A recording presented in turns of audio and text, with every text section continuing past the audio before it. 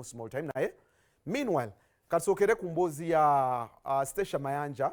Twabalaga emboozi last week ng'omukyalo ono yafuna heart attack, yali pressure, kala attack.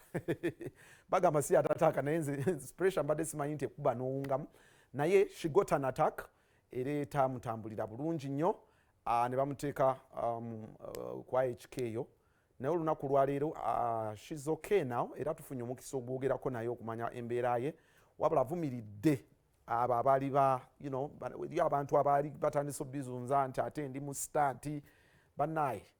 Sometimes temutujudginga nnyo nga temunawulira kituufu kituliko bannaye. Naffe tuli bantu era abaali babizunza aboogera nti Stecia ali mu bubadi.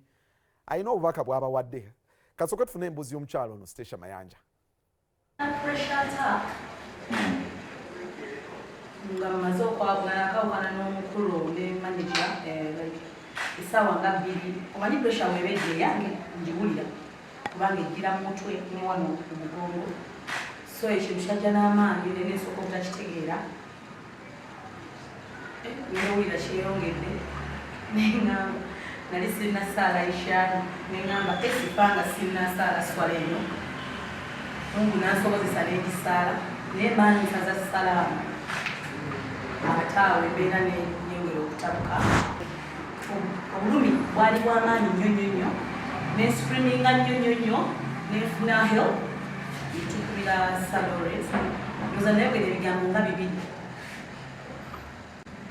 nimbreki like obulumi ne bubeera nga bweyongera. Bambi yadduka yayanguwa bakitumi okusiza we nali mpulira nga nabatantuukako. Yayanguwa eddwaliro eryali okumpi lyali Doctor's Clinic wadde nze nga nali mugamba naye nalaba nga okusinziira bwe nali nga lyerisobola okumpa first aid ne bantuusaawo obulumi bw'ekitalo. Tulireko pressure bwewabaawo ekintu ekibaddewo ereactingirawo era olwo lunaku yereactinga nasula mu ddwaliro olwo naye kaseera ey'amaanyi yali just 119 nali olwokuba nasanyuka nnyo. So ekyo eyo nebeera nga yaggwaawo naye ndowooza yajja yeeyongerako ng'ejja ekola olwokuba nali nfudde eddagala era nkubiriza ndi mulwadde wa pressure tewekyawa ate tewali ddagala liwona pressure okujjako empeke zebagera nga kyampisa bubi okugamba nti no yali stand kyampisa bubi naye ndowooza abantu bakibamanyiiza naye nekirala abawagizi baffe it is not good nga tonaba kwetegereza kintu okusalawo noga nti oba kyekimu saawulira bulungi ge mazima naye nze nagamba kasitani kukitulevekto kubanga kati muntu akyayogera kino ekyekimu ewaki ogedde kukyerinze ndowooza olwokubanga ku TV okusinzira bantu baali bambye california so I think baagatta okusinzira we balaba ndowooza ne balowooza okoli awo naaba nomanyi abantu abamu tebamanyi kunonya so balowooza bwanaayogera ekigambo ekikyamu lwaki okufuna life oba following nange nze nno siri muntu w'amawulire era namugamba munange nze ngenda amawulire with a reason sagalaza nene nnyo bongo bawagizi balina ebintu bingi ebikola lwaki mba mbateeka kunge lwaki mba mbeewubako all the time namugamba munange I'm not that kind of person era nanyiga wayitawo 2 weeks nateekayo ekibuuza kitakyandya so I guess okay nabiraba actually bagamba nti bambise I felt so bad kubanga kakati abaana tulina abaana bali ku social media bali kusinga ti nalaba nti mami bamabise nti afudde okuteeka emitima gy'abantu omukenke it's hard n'ekirala kubeera mumalamu omulwadde kubanga omulwadde ono waba ali mu kitanda obanga mulwadde abaali wanagala mubulamu obulamanga kati omumalamu amaanyi nti bafudde kati nyenda nalitegeera nedamu okubeeramu ddala oyinza okulenyeramu nga omunofu kati efanisha ofuliramu stroke so bantu tekyansa ani amanja omuntu amanja aveeyo zenebazamu nabeerako n'amabanja nga mangi ddala miliyoni 3 gamwaga munda nekisaso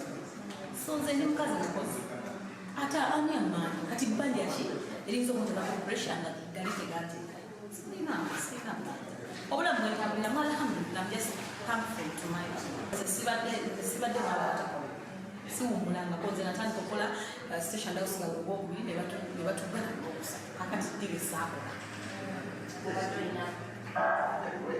nze nebaza bwebazala abadde nina sibera makamuti family yange ndemeredde ate nga ndemeredde gyekola gyendabirira nebaza bwebaza sibeera makonjala sisabirizanga kate sigenda kusabiriza ensonga lwaki nabadde nakasero nagenda kusala ne bansiibula ku Wednesday nga tewali gwe bakubidde nti bannange biibu yali linene we managed it because tuli bakozi okusaba wa president ndi bize bange sijasobola batukuza ndi bize salaries tampumuza sisiya kusobola kukola nekirala tulina akakiga katono tulina umma tabagesa mu maaso babi yakabineti which is okay naye ngera waviiriddeyo ngera bino ebintu tetuli kulwanda abaana bakola. Kale Stecia Mayanja ku nsonga naye the good news is she's okay now. Yeah, katukusabira obe steady. Tukyagenda mu maaso n'emboozi n'abasuubiza emboozi ya Shekumalo. I mean